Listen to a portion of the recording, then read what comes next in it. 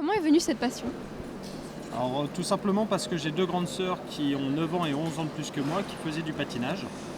Donc dès ma naissance j'ai été promené de patinoire en patinoire et j'ai voulu faire comme mes sœurs à 4 ans j'ai commencé, 5 ans première compétition et tout s'est enchaîné après. Et justement, vous avez enchaîné les titres de champion. Et pourtant, c'est un sport assez difficile et dangereux. Au niveau des entraînements, comment ça se déroulait? C'est un sport qui demande beaucoup de sacrifices, que ce soit pour les parents ou que ce soit pour l'athlète. Donc ça demande beaucoup de temps, beaucoup de travail, beaucoup de rigueur. Et c'est ce qui est assez compliqué. Après, quand ça paye et quand il y a des résultats, tant mieux. Mais voilà, après, il faut avoir un suivi médical aussi très important pour éviter de se blesser. Mais moi, je touche du bois, moi, il ne m'est rien arrivé. Pour être un bon patineur, déjà, il faut être un peu casse-cou. Pour commencer, il ne faut pas avoir peur de se blesser, il ne faut pas avoir peur de chuter. Et puis, il faut bosser un maximum. Il n'y a pas de secret. Si on ne travaille pas, que ce soit avec l'entraîneur ou tout seul, on n'y arrivera jamais. Normalement, c'est 4-5 heures par jour, ça peut aller jusqu'à 8 heures par jour. Après, on peut faire de la danse à côté, on peut faire d'autres activités. Moi, je faisais un autre sport aussi. Donc, ouais, en plus, c'est un sport où rien n'est acquis. C'est-à-dire qu'une journée, ça peut être très bien, le lendemain, sur les mêmes éléments, ça peut être la catastrophe. Donc, c'est pour ça qu'il faut toujours répéter pour maîtriser. Moi, les compétitions qui m'ont le plus marqué, ce sont mes débuts en championnat d'Europe, en championnat du monde, parce que c'est vrai que j'avais 16-17 ans. Et je patinais avec mes idoles. Donc pour moi, c'était fantastique. Lesquels d'idoles? Alors moi, il y avait Alexei Yagoudine, qui a été pour moi, c'est mon patineur préféré. Elvis Stoïko, un Canadien. Donc, voilà, à partir du moment où je les ai croisés, j'étais comme un dingue. Et ça me donnait envie que d'une chose, c'est de faire comme eux. Et y a-t-il un programme que vous avez préféré faire au niveau de la musique, au niveau des enchaînements?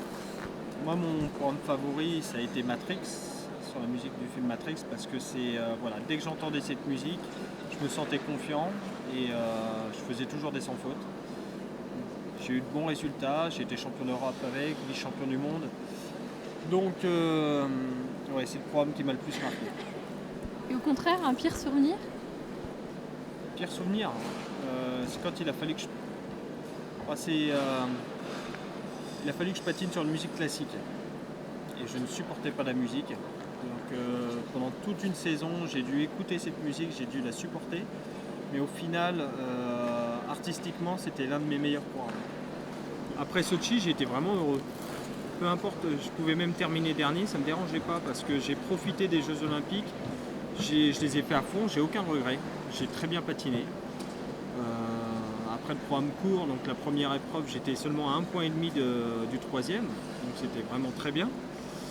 Après voilà, je savais que ça allait être très difficile pour moi d'obtenir une médaille. Moi, ce que je voulais, c'était me donner à fond et profiter des Jeux Olympiques, parce qu'à chaque fois, ça a été une mauvaise expérience et je voulais sortir avec une image positive de cette compétition.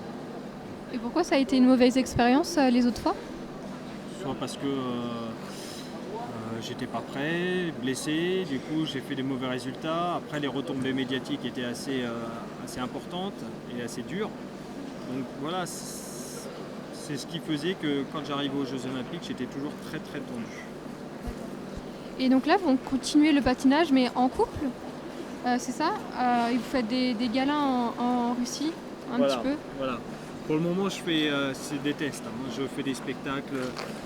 Je suis pas encore prêt pour me relancer dans la compétition. J'ai fait 24 ans de compétition, donc là j'ai besoin de faire un break.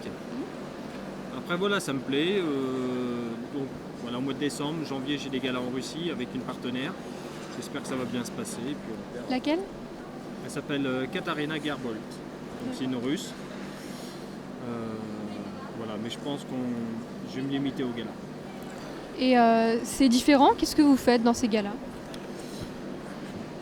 Ben, c'est une autre technique. Le plus important, en fait, le plus compliqué, c'est le fait de patiner avec quelqu'un. On ne peut plus improviser, on ne peut plus faire ce qu'on veut. On est toujours obligé de respecter ce que fait sa partenaire ou son partenaire.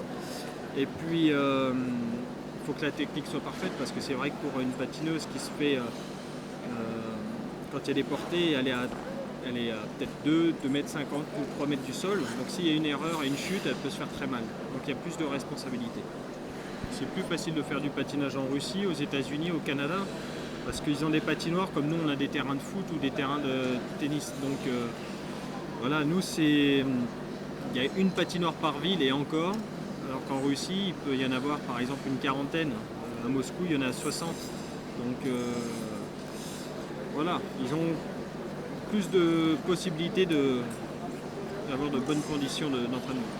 Là, déjà, ils ont changé cette année parce qu'on a le droit aux paroles. Donc les patineurs peuvent utiliser des chansons pour les compétitions, alors qu'avant c'était seulement pour les galas. Donc je pense que là c'est un gros changement. Après, je ne sais pas si c'est une bonne chose, mais c'est vrai que le patinage, les juges aiment bien quand c'est du classique, quand ce sont des musiques connues. Donc là-dessus ça évolue pas trop. Mais peut-être qu'avec ce gros changement ça va faire bouger des choses. Alors moi, Danse avec les stars, c'est que ça fait 3 fois qu'ils me demandent. J'ai jamais pu participer à cette émission parce que j'étais encore en activité. Là j'arrête, donc je pense que c'est une chance pour moi de le faire et c'est une belle aventure. Donc après, moi je relance pas de carrière. Quoi qu'il arrive, même si je gagne Danse avec les stars, je vais pas retourner sur piste faire des compétitions. Donc moi j'ai rien à perdre. Je vis cette aventure à 100% et c'est tout.